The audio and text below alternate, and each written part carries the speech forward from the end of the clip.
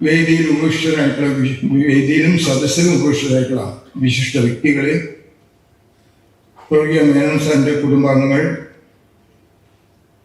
മറ്റ് സന്നിഹിതരായിട്ടുള്ള എല്ലാ സഹോദരി സഹോദരന്മാരും അമ്മമാരും എല്ലാവർക്കും നമസ്കാരം. ഈ സദസ്സിലുള്ള മിക്കവാറും എല്ലാവർക്കും തന്നെ സ്വർഗീയ മേനോൻ സാറിനെ സംബന്ധിച്ചുള്ള ഒട്ടനവധി സ്മരണകൾ മുന്നിൽ വരുന്നുണ്ടാവും.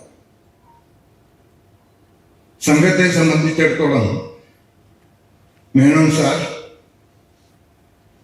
ബാലപ്രായത്തിലോ കൗമാരപ്രായത്തിലോ സ്വയംസേനാകാൻ സാധിച്ചാകരുത്. ഏകദേശം അദ്ദേഹത്തിന്റെ പ്രൗഢാവസ്ഥയിലാണ് സംഘവുമായിട്ട് ബന്ധപ്പെട്ടത്. സംഘത്തിന്റെ മുതിർന്ന പ്രത്യേകിച്ച് ആധ്യാത്മിക രംഗത്തും കൂടി വളരെ കൂടുതൽ അംഗീകാരം നേടിയിരുന്ന മാധവിജിയുമായി മേനോൻ സാറിന് ബന്ധം വരികയുണ്ട്. ക്ഷേത്ര സംരക്ഷണ സമിതി എന്നുള്ള സംഘടനയുടെ പ്രവർത്തനവുമായി ബന്ധപ്പെട്ടിട്ടാണ് മാധവിജിയായിട്ട് ബന്ധപ്പെട്ടത്. ആ രംഗത്ത് മാധവിജിയിൽ നിന്നും പ്രേരണ ഉൾക്കൊണ്ടുകൊണ്ട് ഒരു ദേവീ പൂജ സംബന്ധമായിട്ടുള്ള ആ സാധനയിൽ ദീക്ഷ എടുക്കാനും അദ്ദേഹത്തിന് സാധിച്ചു. പക്ഷെ മാധവിജിയുടെയായിട്ടുള്ള ബന്ധം അദ്ദേഹത്തെ സംഘവുമായിട്ട് അടുപ്പിച്ചു.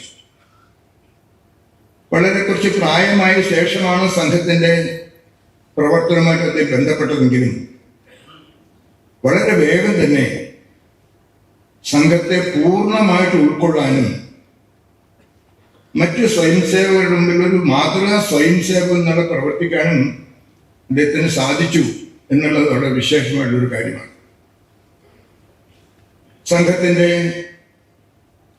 ജില്ലാ സംഘചാലക്, വിഭാഗ് സംഘചാലക്, പ്രാന്തീയ സംഘചാലക് ഈ തരത്തിലുള്ള ചുമതലകളിലേക്ക് അദ്ദേഹം നിയുക്തനായി.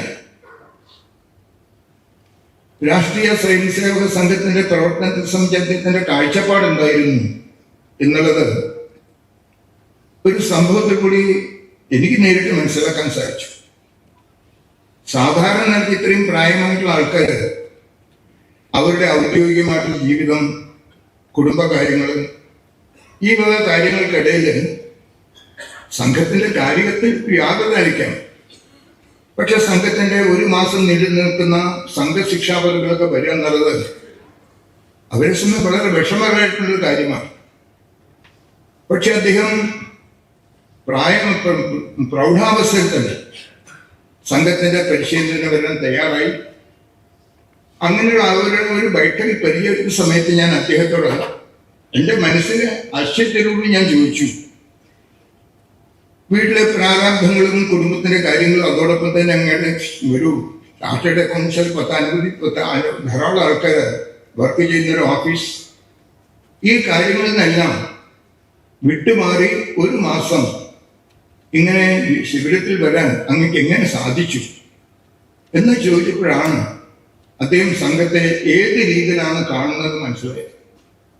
അദ്ദേഹം പറഞ്ഞു, സംഘപ്രവർത്തനം കേവലം ഒരു സംഘടനാ പ്രവർത്തനമായിട്ടല്ല ഞാൻ പറഞ്ഞു, മറിച്ച് സംഘപ്രവർത്തനം എൻ്റെ നാടിന് വേണ്ടി ചെയ്യുന്നത് ഒരു സാധനയാണ്, ഒരു തപസ്സാണ്.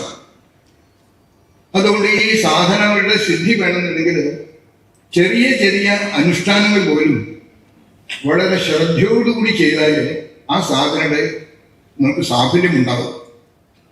അതുകൊണ്ട് ഞാൻ പലപ്പോഴും ഞാൻ ഈ ഒരു സംഘത്തിന്റെ പ്രവർത്തന സാധനയെ കാണുമ്പോൾ അതിൻ്റെ ഓരോ കാര്യം അനുഷ്ഠാനമാണ്. അതുകൊണ്ട് ഈ സംഘശിക്ഷാവർഗം ഒരു അനുഷ്ഠാനമാണ്. അതോടൊപ്പം വേറൊരു കാര്യം കൂടി അദ്ദേഹം പറഞ്ഞു, ഞാൻ സംഘചാലകനാണ്, സംഘത്തിനോട് യാത്ര ചെയ്യുന്ന സ്വയംസേവകർ ചോദിക്കാറുണ്ട്, നിങ്ങൾ OPC കഴിഞ്ഞു എന്നൊക്കെ ചോദിക്കാറുണ്ട്. ഞാൻ എൻ്റെ ജീവിതത്തിൽ ഞാൻ സ്വയം ചെയ്യാത്ത ഭാഷകളോട് ഞാൻ അങ്ങനെ പറയും. അതുകൊണ്ട് എന്തായാലും ശരി ഞാൻ വരാൻ തയ്യാറായെന്ന് മാത്രമല്ല, സംഘത്തിന്റെ 1-ാം വർഷം 2-ാം വർഷം 3-ാം വർഷം എന്നുള്ള OPCകളെല്ലാം തന്നെ ഈ ഒരു അനുഷ്ഠാനത്തിന്റെ ഭാഗമാണ്, സാധനയുടെ സാഫല്യത്തിനുള്ള കാര്യങ്ങളാണ്. അതുകൊണ്ട് അതെല്ലാം തന്നെ വളരെ വേഗം ഞാൻ പൂർത്തിയാക്കണം എന്ന് ആഗ്രഹിക്കുന്നു.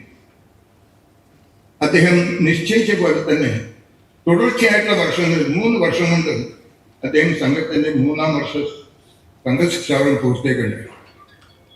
ഒരു തരത്തിൽ സംഘം പറയുന്നൊരു കാര്യം നമ്മൾ ബാക്കിയുള്ളവരോട് പറയുന്നതല്ല, നമ്മുടെ സ്വന്തം ജീവിതത്തിൽ അത് പ്രവർത്തിച്ച് കാണിച്ച് ബാക്കിയുള്ളവരോട് പറയുക. ഈ ഒരു കാര്യം ആരംഭം മുതൽ തന്നെ സംഘത്തെ പൂർണ്ണമായിട്ട് മനസ്സിലാക്കിയ നിലയ്ക്ക് അദ്ദേഹം പ്രവർത്തിച്ചിരുന്നു. മറ്റൊരു കാര്യം മനസ്സിലാക്കുന്ന ഇതേപോലെ തന്നെ സാധാരണ നിലയ്ക്ക് നമ്മുടെ സംഘത്തിന്റെ പ്രവർത്തനത്തിൽ വന്നാൽ അവരുടെ ജീവിതത്തില് ഒന്നുകിൽ അവരുടെ ഔദ്യോഗിക ജീവിതം അല്ലെങ്കിൽ അവരുടെ കുടുംബ ജീവിതം, ഇതിനോടെല്ലാം തന്നെ പൂർണ്ണമായിട്ടുള്ള നീതി പുലർത്തുക എന്നുള്ളത് ഒരു വ്യക്തിയെ സംബന്ധിച്ച് വളരെ വിഷമകരമാണ്. പലപ്പോഴും വളരെ കൂടുതൽ ഇൻട്രസ്റ്റ് മറ്റൊരു കാര്യങ്ങൾ വേണ്ടത്രയും സമയം കൊടുക്കാൻ സാധിക്കില്ല. പക്ഷേ സംഘകാര്യം, തൻ്റെ ജോലി സംബന്ധമായിട്ടുള്ള കാര്യങ്ങൾ, അതുകൊണ്ട് തന്നെ കുടുംബകാര്യം, ഇത് മൂന്നും സ്തുത്യർഹമായ രീതിയിൽ, മാതൃകാപരമായുള്ള രീതിയിൽ സംയോജിച്ച് കൊണ്ടുപോകാൻ അദ്ദേഹത്തിന് സാധിച്ചു എന്ന അത്ഭുതമാണ്. അത് ബാക്കിയുള്ള വളരെ മാതൃകാപരമാണ്, പ്രേരണാദായകമായിട്ടൊരു കാര്യമാണ്. നമ്മുടെ സംഘത്തിൽ പറയാറുണ്ട്, സ്വയം സേവകര് തൻ്റെ ജീവിതം മാത്രം സംഘ കുടുംബമായി മാറണം. കുടുംബത്തിൽ ആ സംഘത്തിന്റെ കുടുംബത്തിലേക്ക് സംഘം കൊണ്ടുപോകണം എന്ന് പറയാറുണ്ട്. അത് അക്ഷരാർത്ഥത്തിൽ പ്രവർത്തനമാക്കിയ ആളായിരുന്നു. കുടുംബാംഗങ്ങൾക്കും സംഘത്തിൻ്റെതായിട്ടുള്ള പൂർണ്ണ സംസ്കാരം പകർന്നു കൊടുത്ത് നമ്മുടെ സംഘത്തിന്റെ ഒട്ടനവധി അധികാരിമാരെ വീട്ടിൽ താമസിക്കുന്നു. പക്ഷെ ആ കുടുംബത്തിലെ ഓരോ അംഗങ്ങളുടെയും പെരുമാറ്റം കൊണ്ട് ഒരു അറിയപ്പെട്ട അപരിചിതമായിട്ട് വീട്ടിൽ പോകുന്ന ഒരു വ്യക്തിക്കും ഒരു സംഘ അധികാരിക്കും തോന്നിയിട്ടുണ്ട്. ആ രീതിയിൽ സംഘത്തെ സമാജത്തിൽ കൊണ്ടുപോകുന്ന തന്റെ വീട് സംഘമായി മാറ്റി തീർക്കും. സംഘത്തിന്റെ ആരംഭകാലത്ത് ഞാൻ കേട്ടിരുന്നു, സ്വയം സേവകർ കാലത്ത് സംഘശിക്ഷാ വർഗങ്ങളൊക്കെ ഏകാത്മതാസ്തോത്രം ചൊല്ലാറുണ്ട്. സംഘത്തിൽ വന്നതിന് ഞാൻ തോന്നി, വീട്ടിൽ നമുക്ക് അതിരാവിലെ എണീറ്റ് പൂജാമുറിയിൽ കുടുംബാംഗങ്ങൾ ഒരുമിച്ചിരുന്ന ഏകാത്മതാസ്തോത്രം കാര്യമദ്യം ആരംഭിച്ചിരുന്നു ആ കാലഘട്ടം. ഈ നിലയ്ക്ക് തൻ്റെ ജീവിതത്തെ സംഘമയമാക്കുന്നതോടൊപ്പം കുടുംബത്തെ ആ രീതിയിലാക്കി ആ ഒരു അന്തരീക്ഷം അദ്ദേഹം സൃഷ്ടിച്ചു. എനിക്ക് പലർക്കും തോന്നിയിട്ടുള്ള ഒരു കാര്യം, അസാധ്യം എന്നുള്ളൊരു കാര്യം മേനോൻ സാറിന്റെ ആ ജീവിത നിഘണ്ടുവിലില്ലേ. ഏറ്റവും പ്രതിസന്ധി ഘട്ടങ്ങളിൽ പോലും എങ്ങനെ മുന്നോട്ട് പോകുന്ന ചിന്തിക്കാൻ സാധിക്കാത്ത പരിതസ്ഥിതിയിൽ വളരെ ആത്മധൈര്യത്തോടുകൂടി ഏതൊരു കാര്യം ഏറ്റെടുത്ത് മുന്നോട്ടുണ്ടെന്ന് സാധിച്ചു. ജന്മഭൂമി എന്നൊരു പത്രം ഓഫീസ് തീകത്തിൽ നശിച്ചു. അതിന്റെ തുടക്കത്തിന്റെ കാലഘട്ടത്തിലാണ് എല്ലാവരുടെയും മനസ്സിൽ വിഷമമുണ്ട്. ആ വിഷമിച്ചുകൊണ്ടിരിക്കുന്ന പരിതസ്ഥിതിയിൽ ദുഃഖത്തിന് ഒരു ശക്തി കൂട്ടുന്നതിന് പകരം വളരെ ആത്മവിശ്വാസത്തോട് അദ്ദേഹം പറഞ്ഞു, ഒരു ദിവസം പോലും ജന്മഭൂമി നിൽക്കരുത്. എന്ത് വരുമ്പോഴും ഏത് പ്രസ്സിൽ അച്ചടിച്ചെങ്കിൽ അടുത്ത ദിവസം ജന്മഭൂമി പുറത്തിറങ്ങണം, ബാക്കി നമുക്ക് നോക്കാം. എന്തൊരു ആത്മവിശ്വാസത്തോടെയും പറഞ്ഞു. ഒരു ദിവസം പോലും മുടങ്ങാൻ 10 മിനിറ്റ് കൊണ്ട് കുറിച്ച് ഏറ്റവും നിരാശാജനകമായിട്ട് പരിതത്തിൽ പോലും നിഷേധാത്മകമായോ നിരാശയുടെ വാക്കുകൾക്ക് പകരം അങ്ങേറ്റത്തെ ഉത്സാഹത്തിന്റെയും ആത്മവിശ്വാസത്തിന്റെയും തന്റെ സഹപ്രവർത്തകർക്കെല്ലാം വളരെ കാര്യമായിട്ട് ആത്മധൈര്യം കൊടുത്തുകൊണ്ട് പ്രവർത്തിക്കാനുള്ള ആ വിശേഷ കഴിവ് അദ്ദേഹത്തിനുണ്ടായി. പലപ്പോഴും മറ്റു പലരും കൈവയ്ക്കാൻ സങ്കോചം കാണിക്കുന്ന കാര്യങ്ങളിൽ അദ്ദേഹം മുന്നിട്ടിറങ്ങി എത്ര സംരംഭങ്ങൾ ആലുവയിലും ചുറ്റുപാടുകളിലും ഞാൻ പേരിട്ട് പറയേണ്ട ആവശ്യമില്ല. ആ സംരംഭങ്ങളെല്ലാം മുന്നിട്ടിറങ്ങി അത് പരിപൂർണമായിട്ട് വിജയിപ്പിക്കുക. സാധാരണ നമ്മൾ കേട്ടപോലെ തൊടുന്നതെല്ലാം പൊന്നാണ്.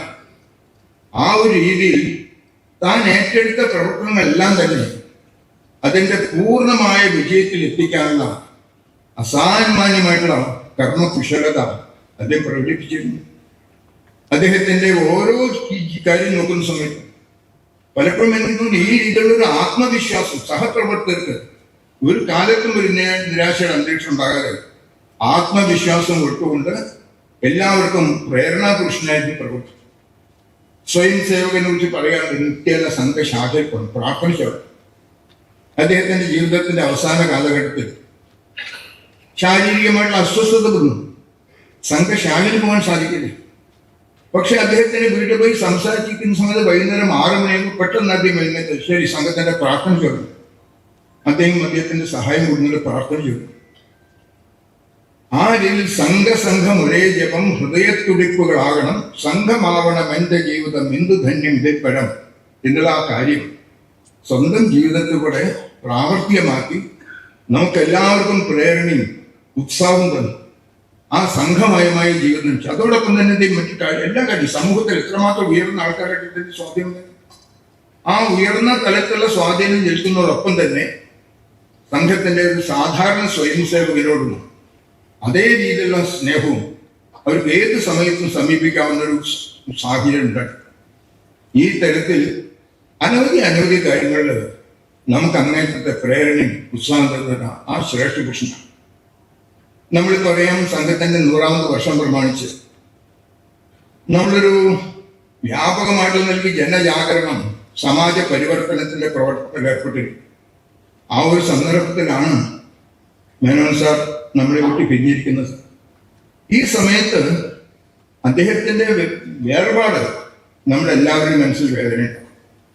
പക്ഷേ നമ്മളെ സംബന്ധിച്ചിടത്തോളം ആ ഒരു വേദന ഈ കാര്യത്തിന് വേണ്ടി നമ്മുടെ മുമ്പിൽ മാതൃകയായി പ്രവർത്തിച്ച അദ്ദേഹത്തിന്റെ ജീവിതത്തിന് പ്രേരണ എടുത്തുകൊണ്ട് നാം ഏറ്റെടുത്തുള്ള നമ്മുടെ സംഘത്തിന്റെ ദൗത്യം പൂർത്തിയാക്കാൻ നമ്മൾ ആ ഘട്ടത്തിലേക്ക് പ്രവേശിച്ചിരിക്കുന്നു. നമ്മളെല്ലാവരും തന്നെ പൂർണ്ണമായ പ്രേരണ കൊണ്ട് നമ്മുടെ സർവ്വശക്തി ഉപയോഗിച്ച് ഈ പ്രവർത്തനം മുന്നോട്ട് കൊണ്ടുപോയിട്ടുള്ള പ്രതിജ്ഞ എടുക്കുക എന്നുള്ളതാണ് അദ്ദേഹത്തിനോട് ചെയ്യാനുള്ള ഏറ്റവും വലിയ അദ്ദേഹത്തിനുള്ള ശ്രദ്ധാഞ്ജലി. ആ ശ്രദ്ധാഞ്ജലി നാം എല്ലാവരും തയ്യാറെന്ന് അഭ്യർത്ഥിക്കുന്നുണ്ട്. എൻ്റെ വാക്കുകൾ നിർത്തുന്നു. എല്ലാവർക്കും നമസ്കാരം.